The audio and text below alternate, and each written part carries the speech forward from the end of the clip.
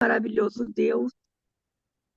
Muito obrigada, Senhor, por mais essa oportunidade que temos de estar aqui nesse grupo, seus filhos, Senhor, humildemente buscando a tua presença, buscando aprender mais de ti, Senhor, colocando nossas vidas no teu altar, nossos corações e pedindo, Senhor, que o teu santo e bom Espírito, que intercede por nós com gemidos inexprimíveis, possa estar orientando nossas mentes, nossos corações, para que possamos aprender mais da tua palavra. Abençoe também a Thalita, Senhor, que irá transmitir, Senhor, que irá falar, que ela seja inspirada por ti. E continue abençoando grandemente a vida da Rosana e do Ivan, para que eles continuem nos abençoando através desse grupo de estudos maravilhoso. São bênçãos que nós rogamos e agradecemos. Em nome de Jesus. Amém. Amém. Amém. Obrigada, Ivone. Obrigada pela oportunidade de orar. Então, nós vamos dar continuidade ao nosso estudo e hoje nós temos o capítulo 11, né, que fala sobre as condições para o batismo do Espírito. É um capítulo muito especial, falando sobre. Eu não vou dar spoiler, não, né? Vou deixar a Thalita falar.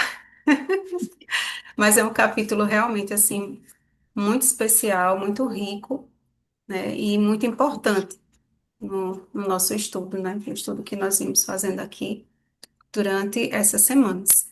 Então, Thalita, seja bem-vinda. Mais uma vez, obrigada, né, por ter aceitado aqui nosso convite e que o Espírito Santo lhe use essa noite, poderosamente. Amém. Boa noite, Rô. Boa Boa noite a noite todos. Saudade de vocês, hein? também. Vamos ver se a gente se encontra no GYC, né? Se Deus quiser. Amém. Se bem que eu não sei se eu vou ter condições de ir, mas espero em Deus, vamos ver. Ah, em nome de Jesus. Vou morar, vou morar.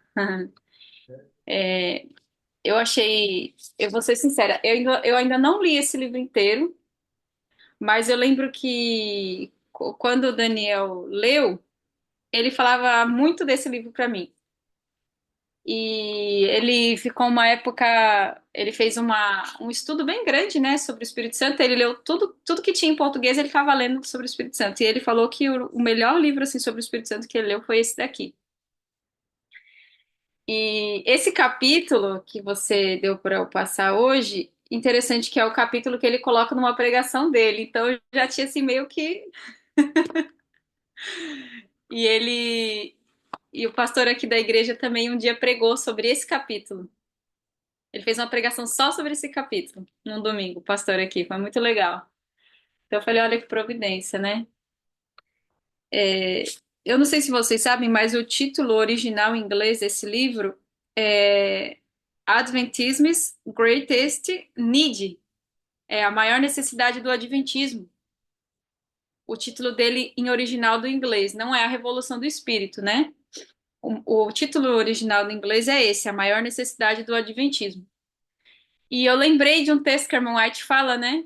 Que a maior e mais urgente de todas as nossas necessidades, né, é um reavivamento da verdadeira piedade, né, que é buscar o reavivamento pelo Espírito Santo.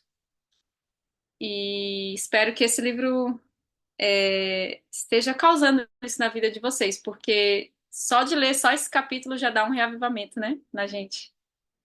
Maravilhoso esse livro, viu? Eu quero pegar uma hora pra. Eu tô lendo muita coisa agora, eu não vou conseguir ler ele inteiro, mas eu quero pegar um momento para ler ele inteiro também. Bom, aqui ele fala no capítulo 11 as condições para a gente receber o batismo do Espírito, né? Isso é bem interessante porque às vezes a gente ora, sente o desejo, né, de receber o batismo do Espírito Santo, mas a gente não imagina que existem condições, né, para que isso aconteça. E isso eu lembro que na época quando o Daniel comentou sobre essas questões comigo, eu fiquei realmente assim pensando, falei, uau. Tem um texto no Parábola de Jesus que diz que todas as promessas de Deus elas são condicionais. Todas as promessas de Deus são condicionais. E a gente vai ver um pouquinho sobre isso aqui também. Então, existem condições para a gente receber o batismo do Espírito Santo. E a pergunta que fica é por que você está orando pelo batismo do Espírito Santo, né? Que vai entrar também aqui sobre isso aqui no tema, né? Deixa eu tirar minha bolsinha aqui rapidinho, tá? Não atrapalhar.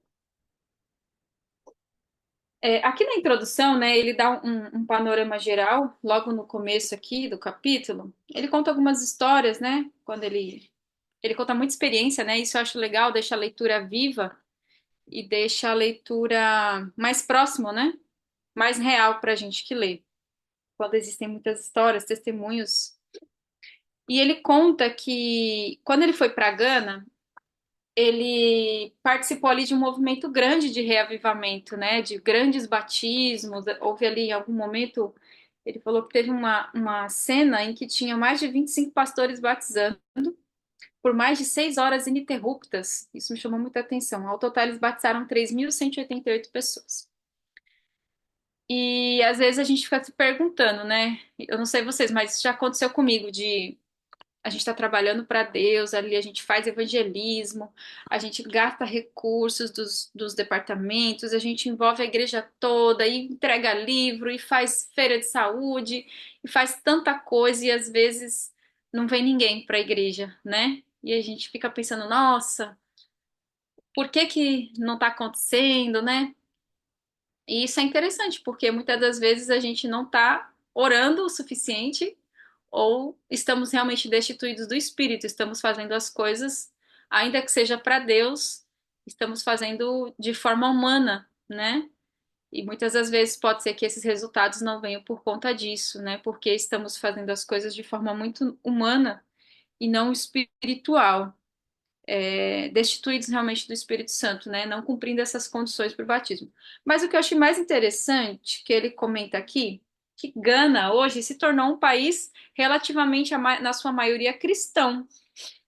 Isso eu não sabia, não sabia disso. Mas eu achei interessante isso que ele comenta aqui, porque ele fala que, enquanto ele esteve lá, ele até tomou conhecimento que lá era muito grande a questão da magia negra, e principalmente comumente usada por crianças na rua, né? Até mesmo como uma questão cultural de brincadeira entre as crianças, né?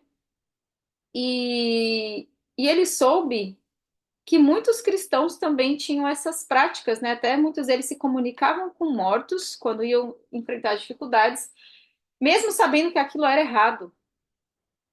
E, e muitos também iam em busca de cura. Olha só que interessante. Muitos cristãos iam até em busca de cura, na sua maioria, durante a noite, né? Mesmo sabendo que isso provinha da oposição, né? De um espírito oposto, né? Que vinha do próprio Satanás.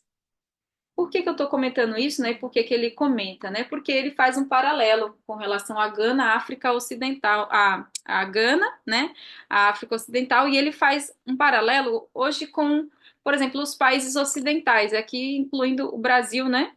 Ele fala que a maioria dos cristãos, na verdade, não são cristãos. Então, pra você ter ideia, ali Gana, né? Um país da África Ocidental. 80% de lá já é considerado cristão, mas só cristão nominal, né? Não são cristãos de verdade. E ele fala aqui que aqui para nós, né? Trazendo para a gente, se tivéssemos de identificar o Deus dominante do Ocidente cristão, porque o Ocidente também é considerado relativamente, na sua maioria, cristãos, né? E aí ele fala, né, que poderíamos dizer que o entretenimento, o lazer, o trabalho ou o dinheiro. Então você pode escolher algum desses. Na sua maioria, esses são os deuses dos países ocidentais. Você pode escolher, né? O secularismo determina as decisões da maioria dos cristãos, inclusive de cristãos que frequentam a igreja e até mesmo de cristãos adventistas do sétimo dia que vão à igreja. Isso é muito verdade, né? Quando a gente se depara assim, você vai para algum lugar, numa cidade, num shopping, por exemplo, né? Tava pensando nisso hoje. A quantidade de entretenimento que é feito para nós hoje, né? O tempo todo. São parques de diversões, shopping centers e tudo cada vez mais sofisticado e cada vez mais atrativo e cada vez mais chama sua atenção. A questão do dinheiro também, o lazer, né? Tudo é em volta do lazer, os grandes feriados, né? As viagens, tudo isso não são coisas ruins em si mesma, mas os seus excessos, né, têm se tornado deuses para as pessoas. E ele coloca isso como um panorama, como uma base, né, para a introdução do capítulo. E ele fala que, olha, na verdade, os cristãos de verdade, sob o ponto de vista do céu, eles deveriam ser o quê? Sal e luz da terra, né? E não pessoas que estão interessadas em outras coisas mundanas, mas sim interessadas nas coisas do reino celestial. Aí ele fala: digo isso como uma moldura para este capítulo, talvez o mais importante deste livro. Uau! É aqui que começamos a descobrir onde estamos em relação à plenitude e supremacia do Espírito Santo em nossa vida. Isso é vida real. A Bíblia aponta condições e empecilhos para a habitação do Espírito Santo em nós. E se levamos a sério o que diz a Bíblia, nossa vida pode se tornar tudo o que Deus sempre desejou e que sempre imaginamos. Muitas das vezes, realmente, as coisas não acontecem como eu falei, né? Por que que a gente não vê resultado, às vezes, dos nossos trabalhos, né? Porque realmente o nosso coração não está ali, né? As nossas orações, a nossa concentração não está ali naquelas coisas espirituais. Não estão ali naquelas pessoas realmente. Às vezes está nessas coisas que para nós se tornaram como deuses, né? Como ele coloca aqui, o entretenimento, o lazer, o trabalho, o dinheiro e por aí vai. E às vezes a gente se vê presa assim como numa bolha, né, na nossa vida, mais preocupado com nós mesmos, com as nossas coisas, com os nossos problemas, com o nosso trabalho, com o nosso lazer, com o nosso dinheiro, com o nosso entretenimento. E realmente não dedicamos tempo para as coisas espirituais e para se dedicar para aquilo que realmente importaria, né? E aqui ele coloca o tema do capítulo, ele está organizado em 7 condições principais para recebermos então o batismo do Espírito Santo, né? Eu vejo às vezes pessoas muito ansiosas assim, falando, eu queria receber o batismo do Espírito. Como que eu sei, né? Como que eu sei que eu recebi o batismo do Espírito? Uma coisa eu aprendi, que o Espírito Santo, como diz na Bíblia, a função dele é nos mostrar, né, nos guiar, na verdade, ou seja, nos levar para Cristo, né? O Espírito Santo ele nos leva para Cristo e Cristo nos leva para Deus, né? E o Espírito Santo ele nos convence do pecado, da justiça e do juízo. Então, às vezes a gente fica, como ele como ele até vai falar aqui, né? Às vezes a gente espiritualiza muito e coloca muito longe as experiências do que, na verdade, elas são, né? Quando ele vai falar aqui um pouco sobre fé também. Bom, a primeira que ele fala aqui é sobre o arrependimento. E ano passado, eu acho, a gente até estudou.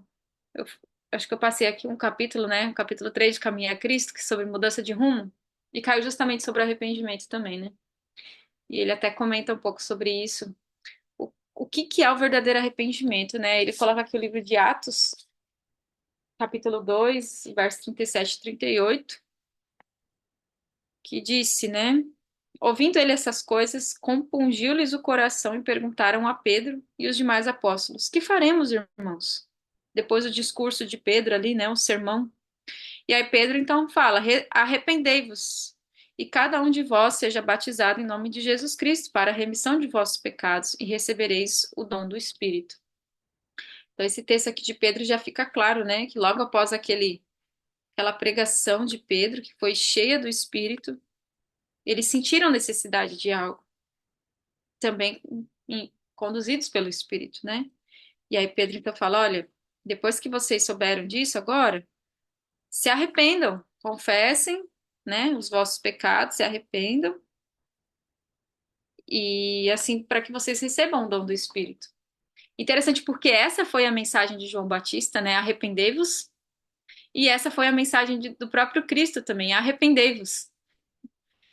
E depois continuou com os próprios discípulos, né? Arrependei-vos. Então, essa é a nota tônica da mensagem do Evangelho, né? É o arrependimento. Então, essa é a primeira condição para o recebimento do Espírito Santo, né? Eu achei interessante aqui sobre a questão do arrependimento que ele coloca. Na Bíblia, o uso da palavra implica uma mudança de direção moral radical da pessoa toda, ao deixar o pecado e ir rumo a Deus. E isso não é simplesmente mudar de ideia acerca da direção para a qual estamos indo, uma compreensão comum que muitos cristãos têm. Trata-se de um abandono radical de quem somos e do que fazemos. Uau! É aquela expressão que diz a questão da metanoia, né? A metanoia é isso, é uma mudança de mente, é uma mudança radical. Como ele coloca aqui, é uma mudança de direção moral. Não é simplesmente uma mudança de sentimento ou uma mudança de ideia sobre alguma coisa. Não, não é só isso. Esse arrependimento do qual a Bíblia se trata é realmente transformar Saulo em Paulo, né? De transformar Simão Barjonas em Pedro, em João, filho do trovão, e João, o discípulo amado. É esse arrependimento, né? Quando, quando acontece esse verdadeiro arrependimento, então surge essa oportunidade do Espírito Santo nos trazer essa natureza divina, né? Essa mudança, essa transformação. E aqui ele até coloca uma comparação, né? Esse arrependimento não é como um arrependimento de um garoto, de uma criança de 8 anos, que se ajoelha com a sua mão, com a sua mãe, né, antes de dormir para a cama e fala, mãe, e fala, né, na oração, e perdoa todos os meus pecados, sem ter qualquer noção real de quais são deles. Então aqui é aquele arrependimento, como a gente já até ouviu, né, no outro estudo, sobre a questão do arrependimento sincero, confessar, não desculpar os pecados, né, assim como fez Davi. Davi, ele não desculpou sua culpa, e aí sim, e nem medo das consequências, né? No caso de Saul ali, ou do próprio rei do Egito ali, do faraó, né, quando eles se diziam que arrependiam, mas na verdade era apenas o medo das consequências do que viria lá para frente, não verdadeiramente uma tristeza pelo pecado e uma mudança real e sincera, né? Um pedido de mudança real e sincera. E às vezes a gente pode se perguntar, nossa, mas isso é possível, né? Ele até comenta aqui, ó, a Bíblia nos diz o que é capaz de produzir o arrependimento que leva à vida. O que é capaz para nos conduzir esse arrependimento, né? Que nos leva à vida?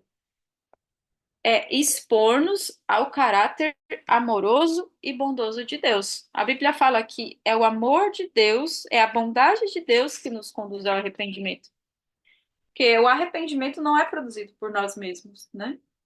Então, ao contemplar o caráter de Cristo, o caráter bondoso e amoroso de Jesus, o Espírito Santo, ele impressiona o nosso coração para nos levar ao arrependimento. Por isso, aqui ele fala, né? Aquele que contempla, é um texto, né? Uma citação. Deixa eu só ver aqui, eu acho que é. Deixa eu ver qual que é o livro. Tem referência. Dos desejados de todas as nações. Aquele que contempla o incomparável amor do Salvador será elevado no pensamento, purificado no coração, transformado no caráter, e sairá para servir de luz ao mundo, para refletir em certa medida esse misterioso amor. Interessante, né? E ele coloca aqui uma pergunta bem forte. Você já se arrependeu de ter crucificado o Senhor da Glória? Conscientizou-se do fato de que mantém o Salvador na cruz toda vez que deseja pecar para agradar a si mesmo? Chegou em sua vida ao ponto em que não quer ter mais nada a ver com o eu e, em vez disso, deseja ter a Cristo, sua honra, sua felicidade, mais do que qualquer coisa no mundo? Se for esse o caso, o derramamento do Espírito não se deterá, ou seja, não se demorará, né? Então, esse é o primeiro, é, a primeira condição, né, para o recebimento do Espírito Santo. Primeira coisa, arrepender-se. E aqui ele fala também o segundo ponto, a confiança, né? Confiança total. Ele vai falar aqui sobre fé. Às vezes a crença e confiança, né? Ele até coloca o texto de Gálatas 3,14, né? A fé que recebemos o Espírito prometido. Crença e confiança são duas coisas diferentes, né? Porque a Bíblia fala que os demônios creem, os demônios também creem, né?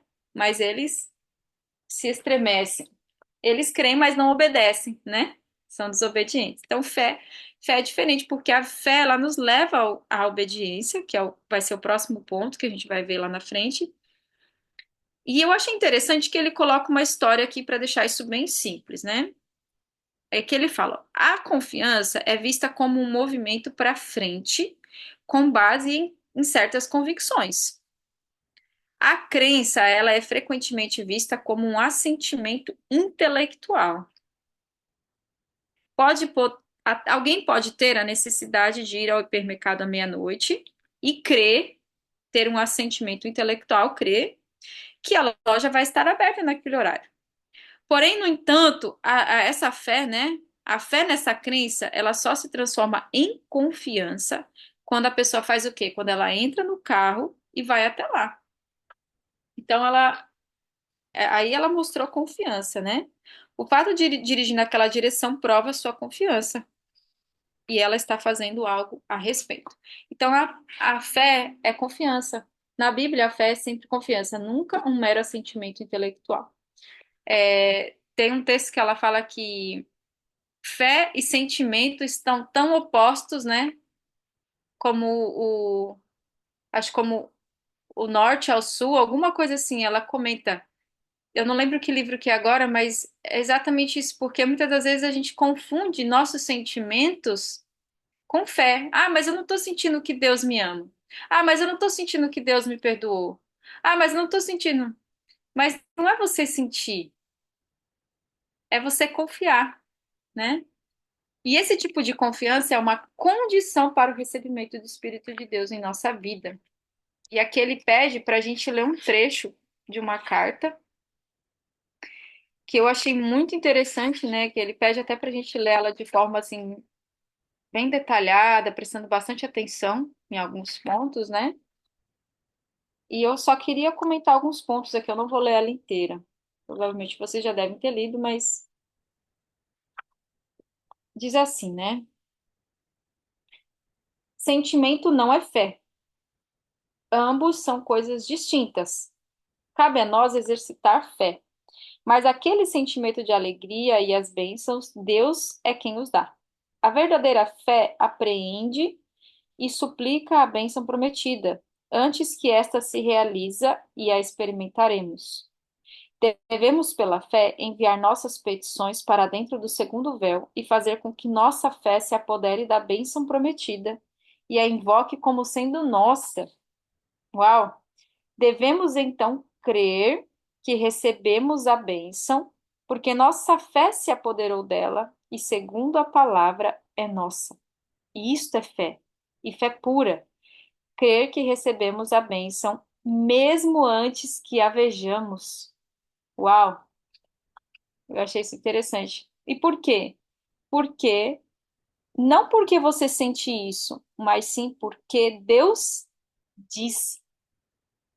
E eu achei interessante que ele comenta aqui no livro que é, cadê?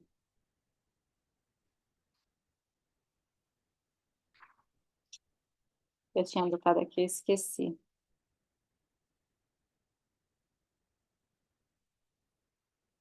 Ah, é isso mesmo, que ele fala aqui, ó.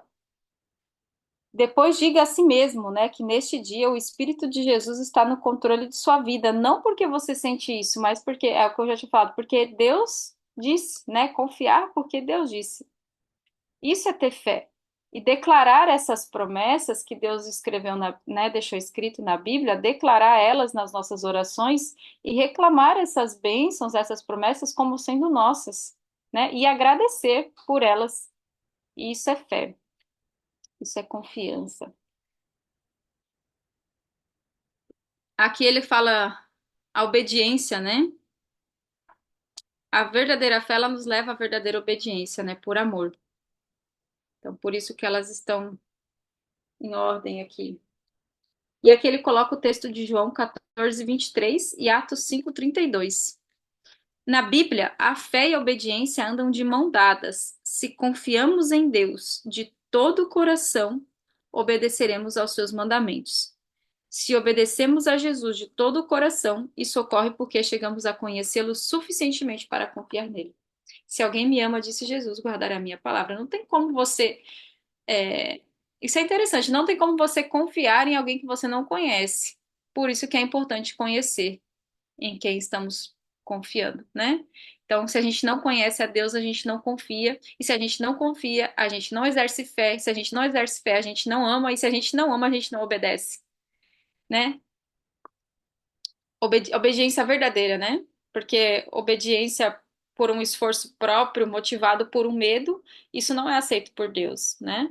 Então, essa é a obediência, essa é a fé que opera por amor, como diz na Bíblia, né? Que opera e transforma em obediência. E aqui ele fala, né? Justamente isso. Essa obediência não é legalismo farisaico, a fim de obter o direito de ser salvo ou abençoado. Ah, então eu obedeço, eu estou fazendo algo, uma meritocracia, né? Não é isso. Isso é uma coisa que vem do coração, como um genuíno desejo de agradar a Deus. A pessoa, quando ela entende o sacrifício de Cristo, quando ela entende a condição, a real condição dela, quando ela é perdoada, justificada, ela entende que é confiança total, essa obediência passa a ser um desejo de agradar a Deus, agradar o nosso Salvador, por amor. Eu achei interessante uma história que ele comenta aqui, né, de Limamud, né? Dwight Limamud foi um grande revivalista, puritano, né? E ele tinha muito dinheiro. Na verdade, ele era de família pobre, né? O Dwight Limamud. O pai dele faleceu logo quando ele estava na barriga da mãe, se eu não me engano. Ele tinha muitos irmãos. A mãe dele ficou viúva com muitos filhos. E conforme o passar do tempo, ele se tornou um excelente homem de negócios e acabou ganhando muito dinheiro, né? Mas após isso, sua luta, né, passou a ser não entregar tudo ao Salvador, ao Senhor. Em uma viagem à Irlanda, ele enviou um evangelista britânico, Henry Varley, e ainda ele disse assim: o mundo ainda está para ver o que Deus fará com por intermédio, dentro e mediante o homem que é plenamente consagrado a ele. Moody pensou por um instante apenas e então prometeu: pela graça de Deus eu serei esse homem. E ele se tornou então o mais bem-sucedido evangelista americano da segunda metade do século XIX. Ele foi um grande reavivalista, né? Ele pregava para multidões, para muitas pessoas, foi muito conhecido. Então, o Espírito Santo será dado àqueles que se entregarem sem reservas para ele, né? A questão da obediência. Moody foi um homem obediente, ele entregou tudo para a causa de Deus, né?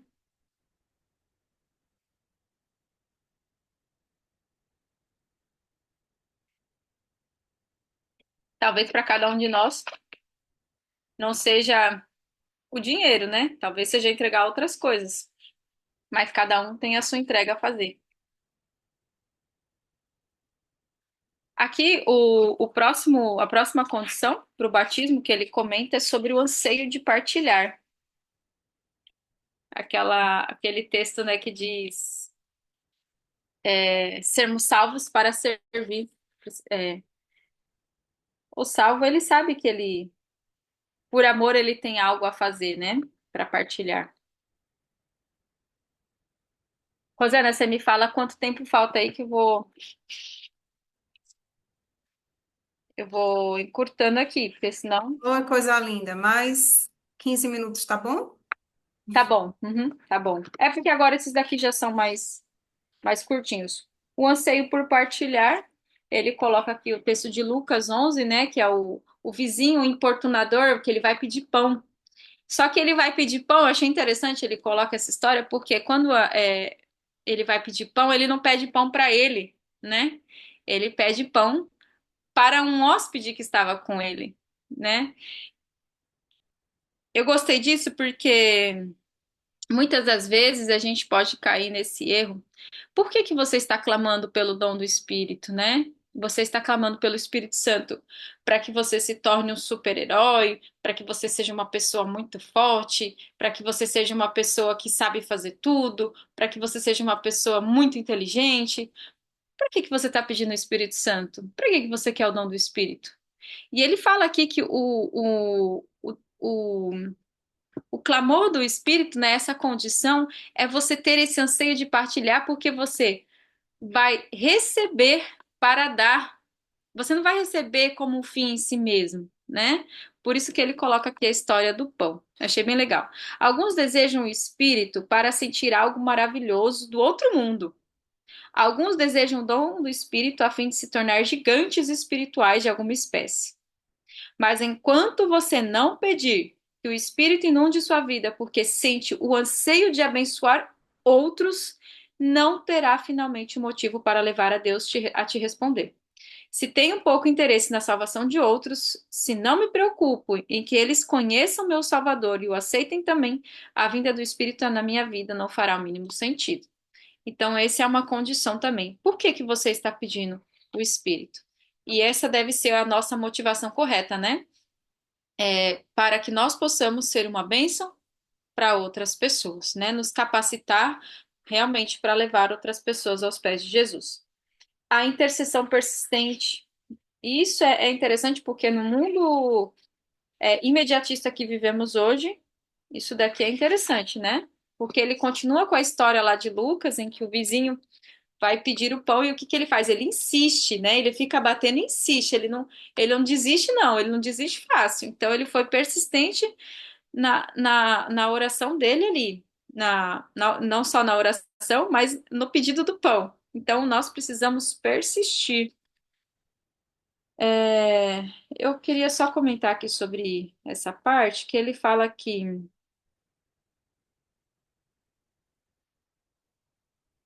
hum, tem um trechinho que eu grifei, que é o que eu queria colocar.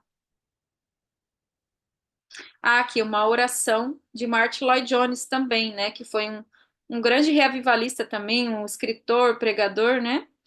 E ele escreveu essa oração, e eu achei muito legal, que diz assim: Você encontrará essa mesma ousadia santa, essa entrega do caso a Deus, pleiteando suas promessas. Falando sobre o texto de Lucas 11, né? Ah, esse é o completo segredo da oração, penso eu às vezes. Não se cale, importune-o, por assim dizer, com as próprias promessas que ele fez. Conte-lhe sobre o que ele disse que vai fazer. Cite para ele o texto. Eu achei interessante porque nas nossas orações ele está falando para você fazer isso. Você orar citando os textos bíblicos onde o próprio Deus disse, né? Como ele diz lá, fazei prova de mim.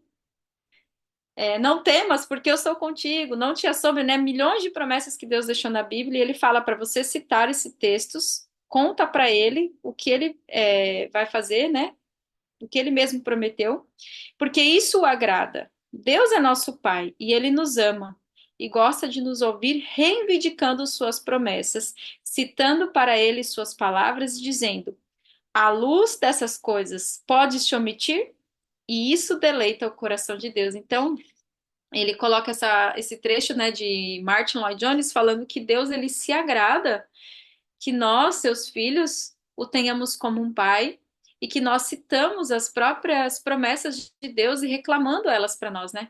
Como diz alguns, que a gente tome posse dessas promessas, né, para nós e a gente reclame elas para Deus. Thalita, Oi, meu amor. só aqui nessa parte, né, ele vem falando um pouco, ele fala o testemunho de Corrie ten Boom, que era uma holandesa, Uhum. ela sobreviveu ao Holocausto e foi uma Hum, grande mulher de Deus, né? Ela, depois que acabou a guerra, ela cuidou de orfanatos, né? Ajudou muitos órfãos, muitas pessoas. E aqui fala que quando ela orava, ela chegava a erguer a Bíblia e a clamar: Aqui, Senhor, leia com seus próprios olhos.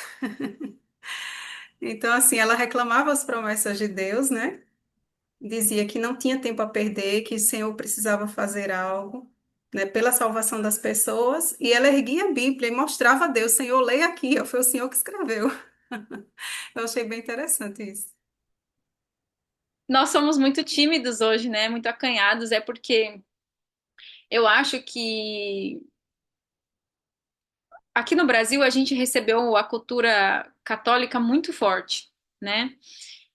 A maioria de nós hoje adventistas viemos de um berço católico, né? Nossos familiares, assim, claro que muitos nasceram dentro da igreja, mas provavelmente os seus pais ou seus avós receberam essa cultura, né? Onde a gente coloca às vezes Deus muito longe de nós, né? É claro que não devemos esquecer nunca da santidade de Deus, né? Onde os anjos, os querubins, velam os seus rostos com as suas asas e clamam Santo, Santo, Santo, né? Onde os próprios profetas ali, ao contemplarem é, a beleza da santidade de Deus ali, eles se prostravam, né? E desejavam quase até a morte ali, né? Porque eles se sentiam tão indignos. Mas ao mesmo tempo, eu vejo que a gente ainda é tímido com relação a isso, porque às vezes a gente tem Deus muito longe, né? A gente vê Deus lá muito longe e a gente não tem essa proximidade, essa intimidade de fato, realmente, assim como um pai, né? Deus como um pai, realmente, a ponto de você falar, está aqui, Senhor, a sua palavra, o Senhor escreveu, né? E eu reclamo essas bênçãos para mim, né? Eu vejo, não sei se é muito da nossa cultura, né? Onde nós crescemos, que ainda é um pouco arraigado isso em nós, na nossa mente, isso leva, às vezes, algumas, alguns anos, né? Até mesmo gerações para ser desconstruída, né? Mas precisamos voltar a esse tempo, né? Onde precisamos ter mais essa intimidade com Deus mesmo, a chegar a esse ponto, né? Aqui eu achei bem interessante e não menos importante a questão de honrar o corpo, né? Que é o templo do Espírito Santo, né? Muitas das vezes nós pedimos para Deus, Senhor, habita em mim, mas a gente não cuida do templo. Como é que o Espírito Santo vai habitar num templo que está enfermo, que está doente, que está sujo, né? Aqui ele coloca o texto de 1 Coríntios, onde o ponto principal aqui é o ponto, né, da controvérsia ali de Paulo, da carta de Paulo aos Coríntios, era a questão da imoralidade sexual, né? Claro que está presente aqui um princípio com relação ao corpo, né? Muitas pessoas utilizam aí para falar de alimentação, né, de outras coisas que sejam, mas aqui o ponto que ele coloca com relação à imoralidade sexual dali, né? Eu achei interessante que ele coloca aqui que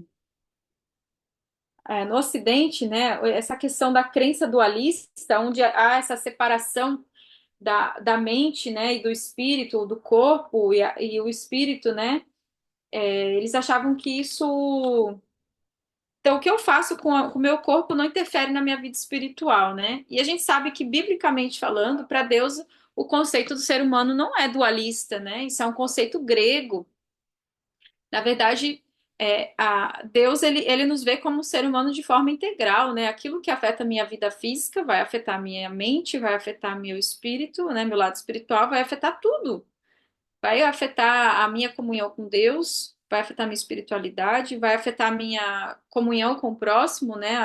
O meu convívio, porque Deus ele nos vê de uma forma completa, integral, né? Jesus, quando curava, ele dizia: Os teus pecados estão perdoados, toma teu leite e anda, vai e não peques mais para que não te suceda coisa pior, né?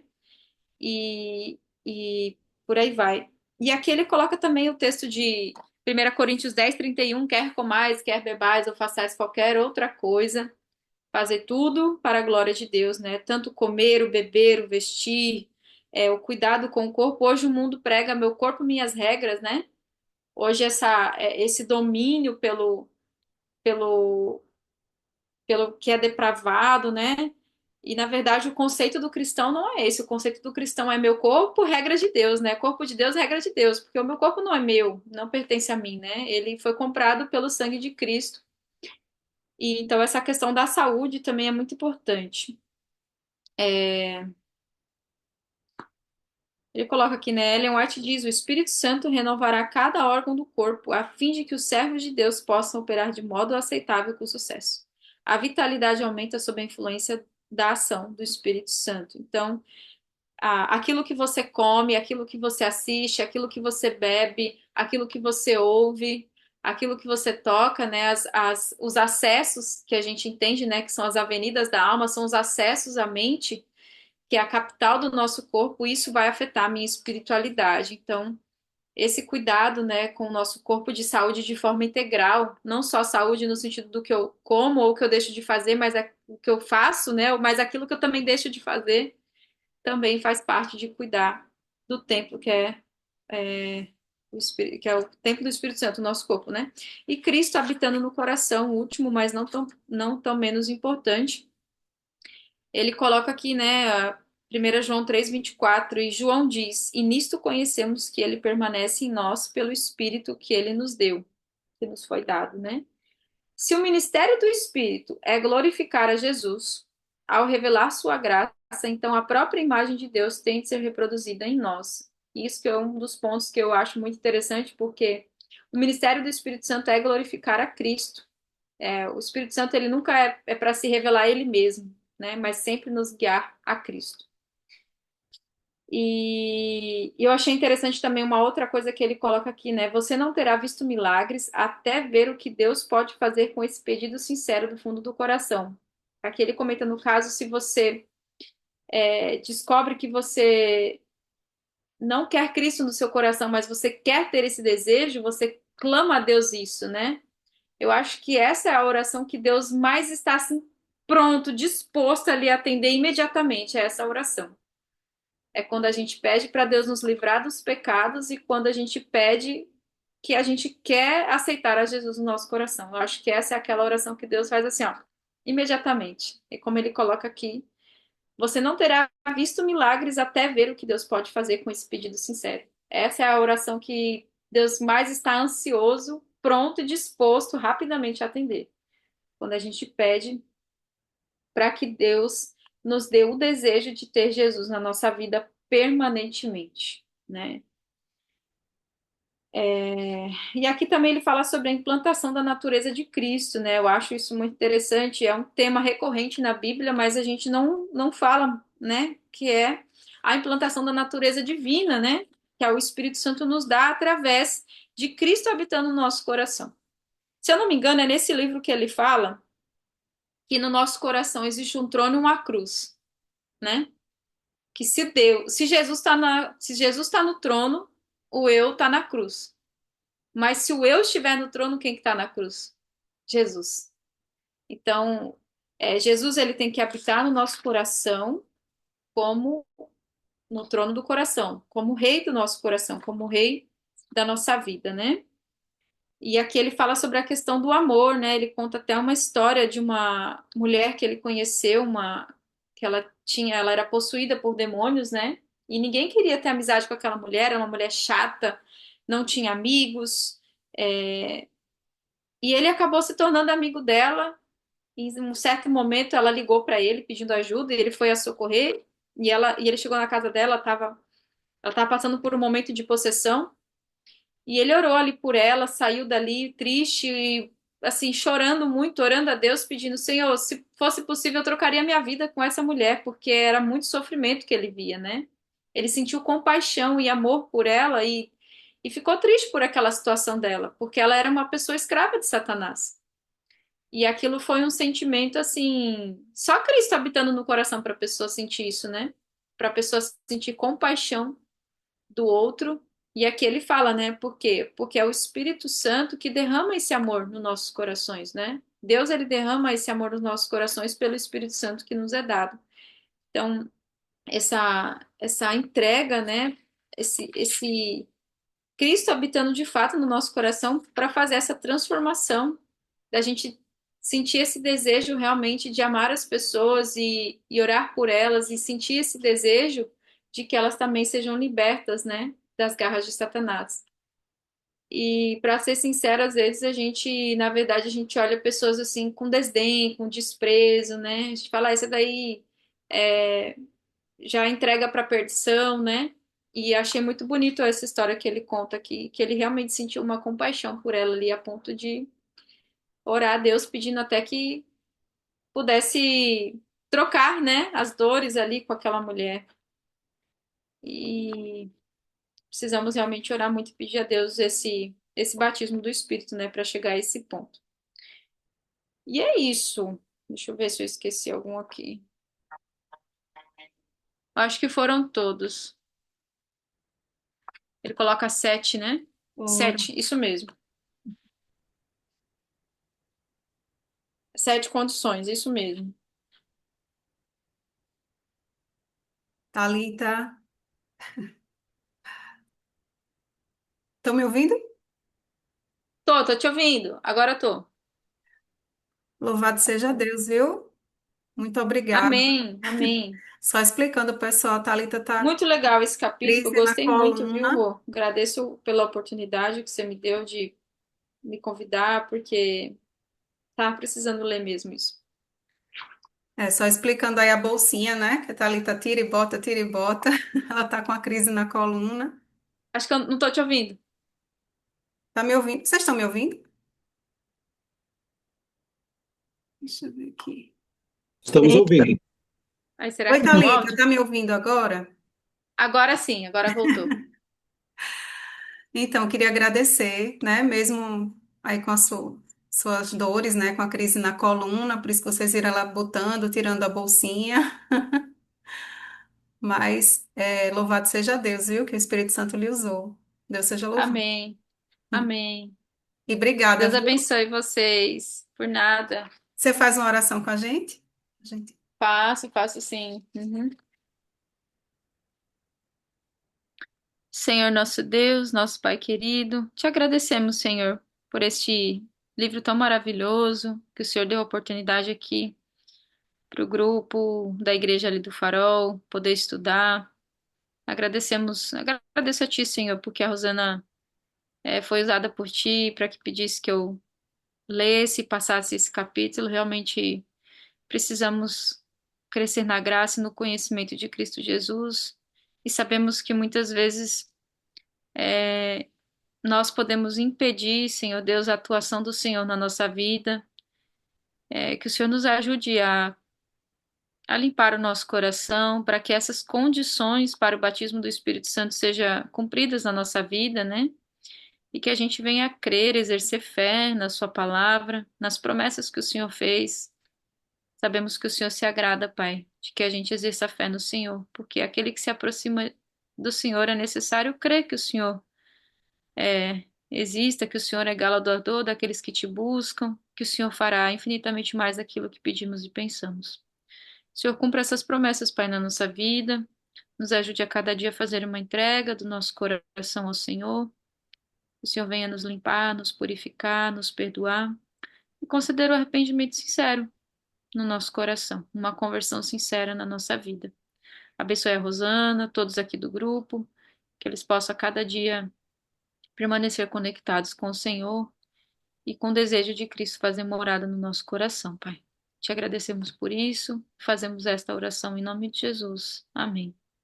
Amém. Obrigada, coisa linda. Que Deus te abençoe. Amém. Deus abençoe vocês também, viu? Fiquem com Deus. Que o Senhor faça melhorar aí, viu? Amém, A amém. boinha. Ontem e hoje tá tenso. Mas amanhã eu vou lá pro RPG e a menina consegue dar um jeito em mim lá. Mas vai dar Amém. certo. Amém. Melhoras. Obrigada, melhoras. Beijo, fiquem com Beijo. Deus. Amém. Tchau. Tchau. Gente, não terminamos, tá? Vamos fazer nosso momento agora de oração. Só lembrando a vocês que terça-feira que vem nós vamos estar com o pastor Dornelles, pastor Vanderlei Dornelles, ele é professor do NASP, tem alguns livros ali pela CPB, né? Grande homem de Deus. E ele vai estar conosco comentando o capítulo 12, Afastando o Espírito, que é justamente agora nós vamos ver as condições para não receber o Espírito Santo. O que é que pode nos impedir, né? O que é que pode estar afastando o Espírito Santo? Então, um tema muito importante. Então, vamos estar juntos também terça-feira que vem, tá bom? Então, eu vou dividir Rosane, aqui. Oi. posso falar uma